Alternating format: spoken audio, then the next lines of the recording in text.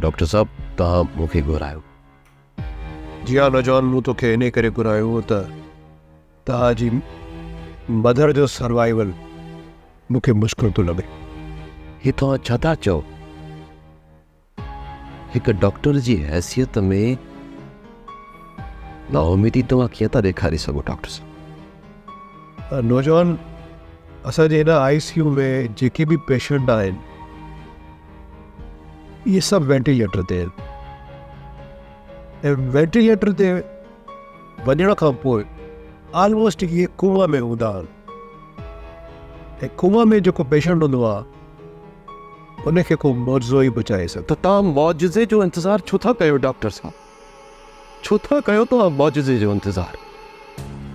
तव्हां पंहिंजी हिकमत छो नथा ॾेखारियो?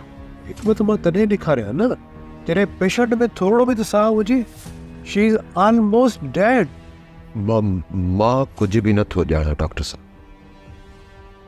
मूंखे मुंहिंजी माउ खपे ज़िंदा।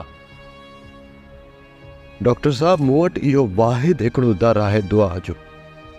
जेकॾहिं इहो बि हलियो वियो त मां यतीम थी वेंदुसि ऐं यतीम जी अज़ियत सहण जो मूं में बसि न आहे डॉक्टर साहब। मां बीइंग अ डॉक्टर तुंहिंजी कैफ़ियत खे सम्झां थो, पर तव्हांखे मां हिकिड़ी ॻाल्हि ॿुधायां त पेशेंट जी जेका बॉडी आहे उहा सवेलियन करे वई आहे। उहा कहिड़े वक़्तु बि ब्लास्ट थी सघे थी। तव्हां करणु छा था चाहियो? हिन ते सही कर।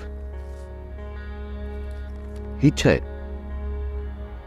हे उहो प्रोफार्मा आहे जिते तव्हां साइन कंदो त असां वेंटिलेटर हटाईंदासीं। वेंटिलेटर हटाईंदो त मुंहिंजी अमर त मरी वेंदी डॉक्टर साहब।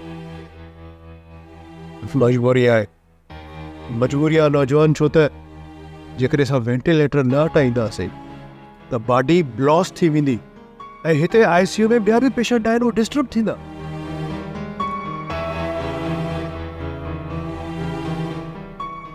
मां पंहिंजी माउ जे मौत ते दस्तख़त कया। मां दुनिया जो केॾो न बदकिस्मत पुटु हूंदुसि जेको पंहिंजी माउ जी मौत ते दस्तख़त। हिकिड़ो मिनट डॉक्टर साहब, तव्हां मूंखे हिकिड़ो मिनट ॾियो, मां पंहिंजी माउ खां माफ़ी घुरी अचां। श्योर।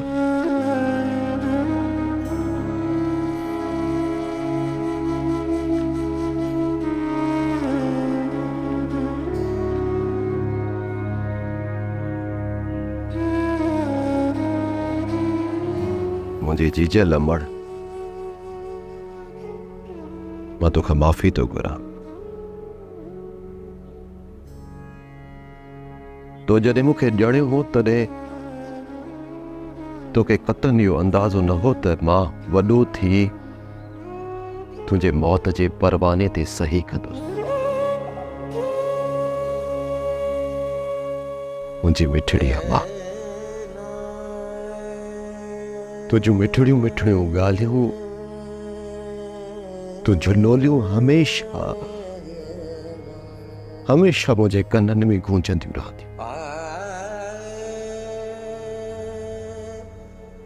मुंहिंजी मिठड़ी अम्मा, तुंहिंजे पेरनि हेठां मुंहिंजी जन्नत आहे ऐं उहा जन्नत अॼु मां विञाइण थो वञां। उहा जन्नत मां छॾण थो वञां। मूंखे माफ़ कजो। प्रोग्राम शतरंज जा तमाम एपिसोड्स ॾिसो हाणे HD क्वालिटीअ में। विज़िट करियो असांजो YouTube channel Sindh TV HD drama.